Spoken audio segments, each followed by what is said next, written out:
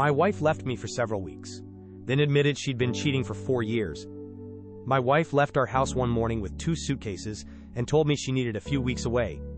She didn't say she wanted a divorce. She didn't say she was leaving me. She just said she couldn't be around me anymore. 3 weeks later, she came back, sat across from me at our kitchen table, and admitted she'd been cheating on me for 4 years.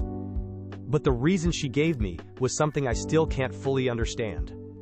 And honestly, I'm posting this because I don't know whether I should hate her for what she did or feel sorry for the person she said she became during those 4 years.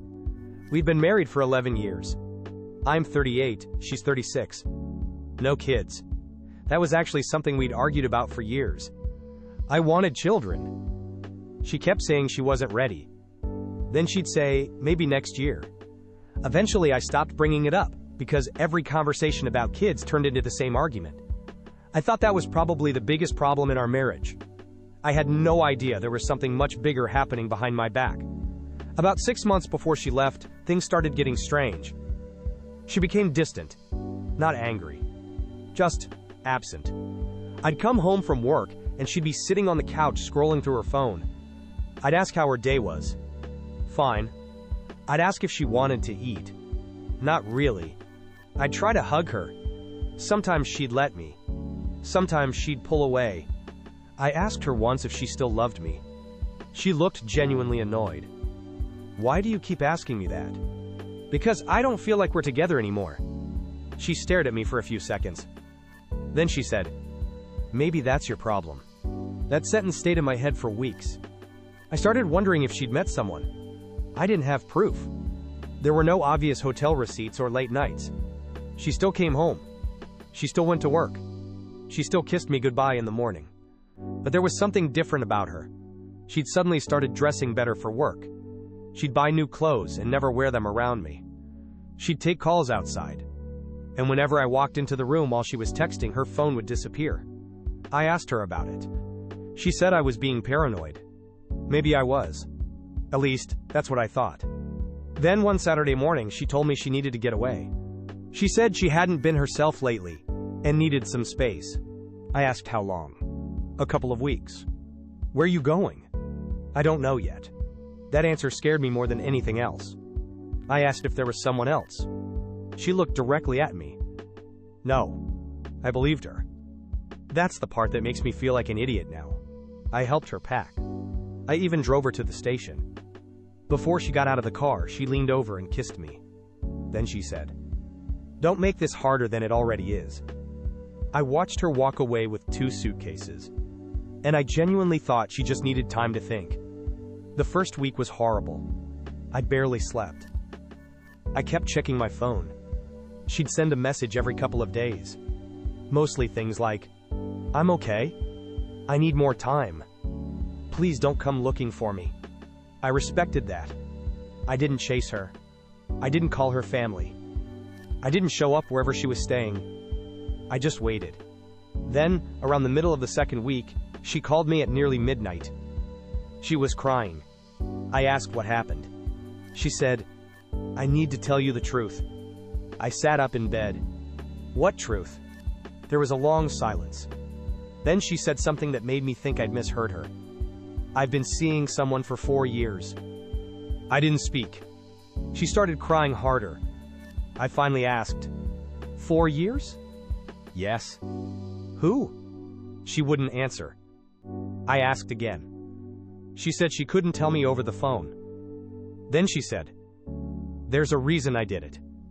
I almost laughed. After 4 years of lying to my face, she wanted to give me a reason. I asked her to come home. She said she would. 3 days later, she walked through our front door. And when she finally told me who the other man was, I realized I had known him for almost as long as I'd known her. When she walked through the door, I could tell she'd been crying. She put her bag down and just stood there. I didn't hug her. I didn't ask if she was okay. I said, "Who is he?" She looked at the floor. "It's Mark." I knew immediately who she meant. Mark had been one of my closest friends for years. We'd worked together before I changed jobs. He'd been to our wedding. He'd helped me move into this house. He'd had dinner at our table more times than I could count. I stared at her. "Mark?" She nodded. I actually laughed. Not because it was funny. I just couldn't process it. You've been sleeping with Mark? Yes. For 4 years? Yes. I walked into the kitchen and poured myself a glass of water. My hands were shaking. I remember thinking about all the times he'd sat across from me talking about work, relationships, football, whatever. All those conversations. He knew. For 4 years, he knew. And I'd had absolutely no idea. I asked her how it started. She said it happened after one of our worst fights. I vaguely remembered that period. We'd been arguing constantly. She said I was emotionally distant. I told her she was never happy with anything I did. Apparently, after that argument, she called Mark. She said she just wanted someone to talk to. He listened. Then they met for coffee. Then dinner. Then it became physical. She said she tried to end it several times. I looked at her. Several times? Yes. And every time you went back? She nodded. I didn't understand. If you hated what you were doing so much, why did you keep doing it? She wiped her face. Because with him I felt like a different person. That answer made me angry. You could have left me. I know. You could have told me. I know. You could have done literally anything, except lie to me for 4 years. She started crying again. I didn't care. Not at that moment. Then she told me why she'd left for those 3 weeks. This was the part that made everything even more confusing. Mark had apparently ended the affair. Not because he felt guilty. Because he'd met someone else. She said he'd told her he wanted a clean break and didn't want to keep living a secret life. My wife had fallen apart. She said that was when she finally realized she'd spent 4 years building her entire emotional life around someone who didn't actually want a future with her. That's why she'd left. She wasn't going away to think about our marriage. She was going away because the other man had rejected her. I just stared at her. That's why you left me? She nodded. Yes. I couldn't believe it. She had cheated for 4 years, got dumped by the man she cheated with, and then needed several weeks away from me to process it. I said, "So I'm the person you come back to when he doesn't want you?" She immediately shook her head. "No, that's not what this is." "Then what is it?" She couldn't answer. I asked her whether she still loved Mark. She said she didn't know. That answer hurt more than I expected. Because I suddenly understood something. For 4 years, I'd been competing with a man who wasn't even in the room. Every argument. Every cold night. Every time she pulled away from me. He was there. I just couldn't see him. I asked her if she had ever planned to leave me for him. She hesitated. Then said, "Yes." "When?" "A few times." "Why didn't you?" She looked at me. "Because he wouldn't leave his wife." That sentence completely broke whatever was left of my patience. I stood up. "So you stayed with me because he wouldn't choose you?" "No. That's exactly what you just said." "I stayed because I was scared." "Scared of what?" "Starting over." I shook my head. "You're not scared of starting over. You were scared of being alone." She didn't argue. We sat in silence for a while. Then she said, "I know what I did was horrible." I said, "Do you?" She looked at me. "Yes. Because you didn't just cheat on me." I pointed toward the hallway. "You came home every night. You slept next to me. You told me you loved me. You made plans with me." She started crying again.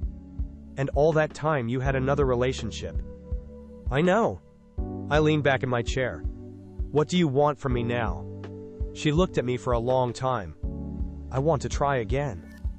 I almost laughed. "Try what?" "Our marriage." "After 4 years?" "Yes." I asked her the question I'd been afraid to ask. "Is Mark completely out of your life?" She said yes. Then her phone buzzed on the table. She looked at it. I looked at her. She didn't pick it up. But I already knew something was wrong. I asked, "Who's that?" She said, "No one." I stared at her. "Don't lie to me again."